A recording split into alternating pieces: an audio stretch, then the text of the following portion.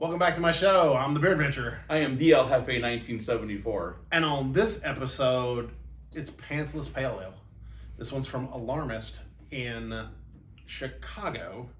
And he graciously brought this one down for me. I've never had anything from Alarmist. This is a 6%, and they have this cute little thing down here in the corner.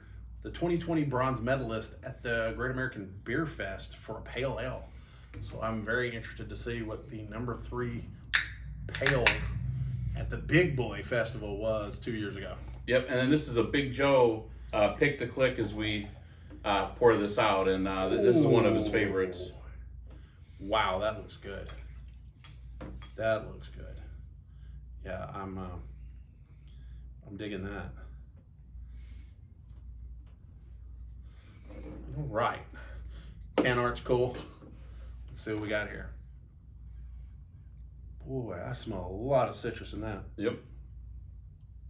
Little piney.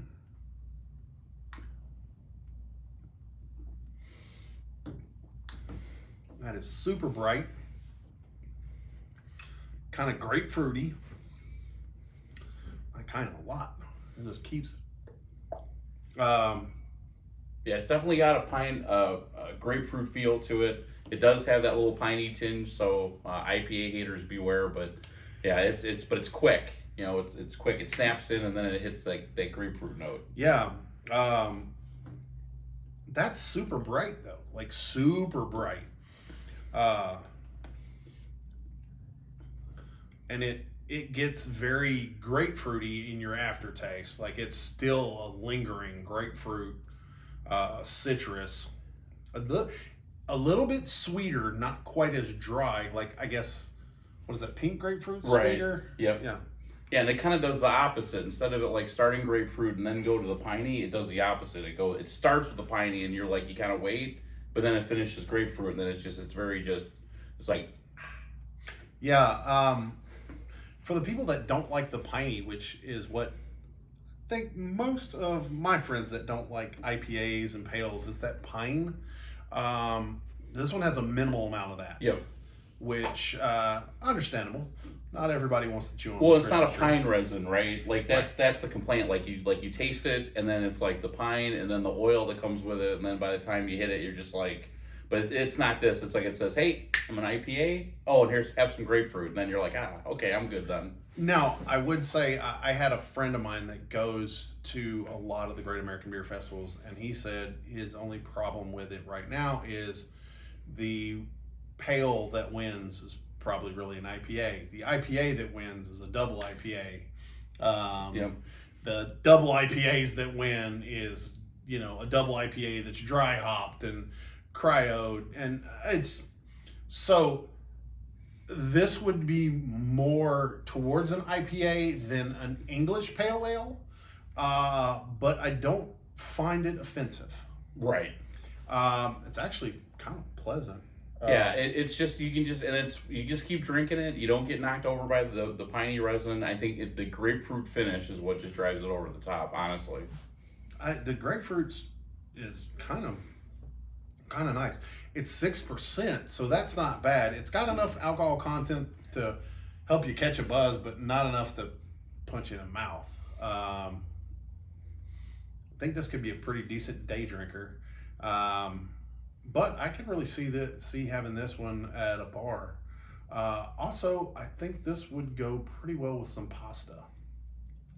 Be good with pasta. We've done it with fires. We've had this as our fire beer when it's good 60s, 50s weather. Yeah. There's a little bit of that alcohol pop to keep you a little bit warm. But if you want to have like popcorn, nuts, or anything like that, I mean, it goes good with that too. It's good with snacks.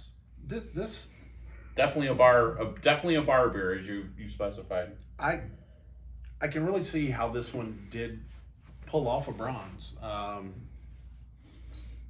I don't know what got silver or gold that year, but this is pretty nice. And the color is exceptional. I mean, it's just like I'm very very happy with that. I'm looking at my studio lights, and that's nice. Yeah, that's real nice. I like this. I'm glad you brought this one. This one's pretty cool. I think the only problem I'm gonna have is there's no way we're gonna find this anywhere near here. in West Tennessee. It's just not going to happen. Memphis isn't going to get this. Nashville's not going to get this anytime soon. Another one I'll have to go looking for. Oh, darn. Well, I like this beer.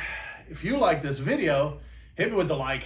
Really appreciate it. Lets me know you care. And also, it lets YouTube know that you had a good time, and other people will have a good time with this video as well.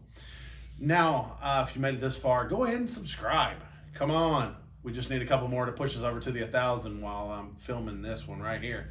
Hopefully, once this one's out a couple months, it will already be 1,000. But if you go ahead and ring the bell, you will get greeted at least 3 times a week by me and my friends having some drinks. We're going to have a good time. We're going to take you with us. See what we can find to put down in the description. You'll also find all my links and stuff like that, social media, merch store, all that good fun. And let's talk about this one down there in the comments. Are you a pale ale fan?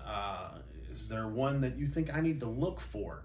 I do like when people let me know some things. Now, granted, I do want to point this out. Some things you guys have suggested, I may not ever find. You know, I had one of the guys that suggested something from out, where was it? It was out in like Oregon somewhere, and it's this microbrewery in Oregon, and I looked them up, and they have disturbingly high ratings, and you can't basically get their beer anywhere except for in Oregon. And I'm pretty far from Oregon, and I don't know anybody going there anytime soon. But as soon as I do, I'm getting that beer. So yeah, even if they gotta, stick one in their luggage and bring it back to me. So love to hear from you guys down there in the comments. Let's get down to this beer. Did you dig it? I did. Yeah, absolutely. This is one that I'm always happy when Joe brings it by. Yeah. Big Joe knows. Yeah. This one's really good. Obviously, I would have it again now, and you have it often now, right? Like tap water. Yep. There you go. Now, does it have seekability? I think it does. I can even suggest somebody looking for this one if they're in that area. And I'm going to keep my eye out for if these guys start moving closer to my area. And it just gives me another reason to get up into Southern Illinois looking for stuff. Day trips. So let's see. We've already covered that it would go well with food. So let's go ahead and throw a number on it. 1's the lowest, 10 is the highest.